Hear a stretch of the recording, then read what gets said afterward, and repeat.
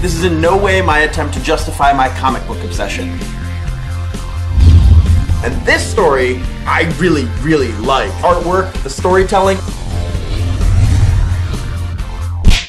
Hello and welcome to another episode of The Pull List, your source for all things comic book and comic book related on YouTube. My name is Travis. Let's talk about Guardians of the Galaxy. Now I've seen a lot of posts online recently saying something along the lines of, what do you mean we're getting a movie with a talking raccoon before we get a movie starring Wonder Woman, or The Flash, or Aquaman? I've seen Entourage. I know an Aquaman movie would be awesome, said the one guy in the back of the room. So recently, the first full-length Guardians of the Galaxy trailer came out, and oh boy am I excited. Hooked on a Feeling has been stuck in my head for days. Now back in 2012, Marvel Studios announced that Guardians of the Galaxy was going to be a linchpin in their Phase 2 series of movies. And then someone tweeted that DC's statements that Wonder Woman was a very challenging character to adapt to the big screen were preposterous because Marvel Studios was releasing a movie with a talking raccoon. Now it is true that more than one Warner Brothers executive has said that Wonder Woman is a very difficult character to get right on the big screen. But a lot of people are suggesting that that's their way of saying, it's really hard, so we're just not gonna do it. We're not as ambitious as Marvel. And even though she is arguably DC's third biggest superhero, a lot of other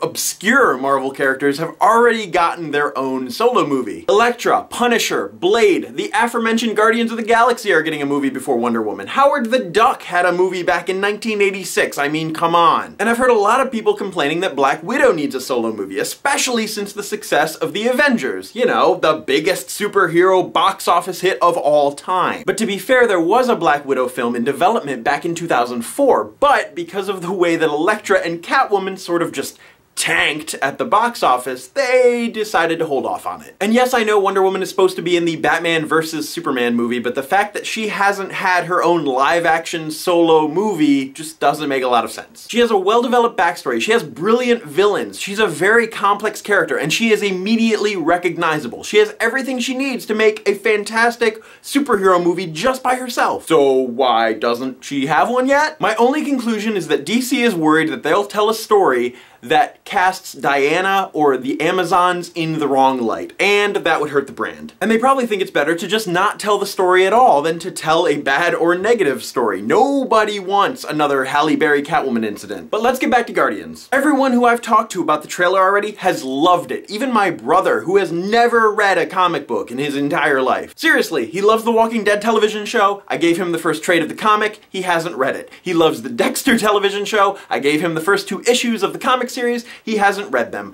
Brings much shame to my family. But I showed him the trailer for the Guardians of the Galaxy, and his reaction was as follows.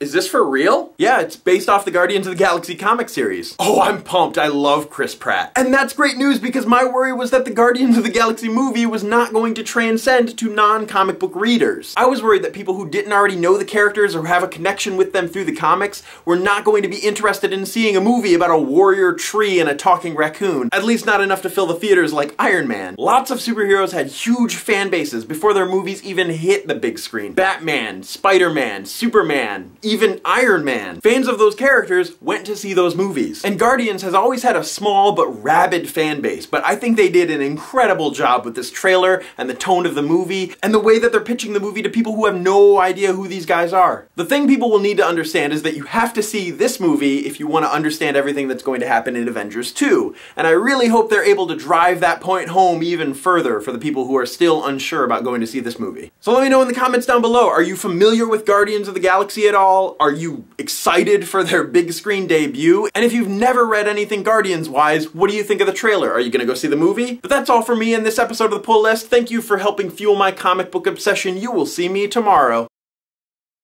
So yeah, I'm gonna do March Travis Says, an entire month of What Travis Says videos. You're welcome.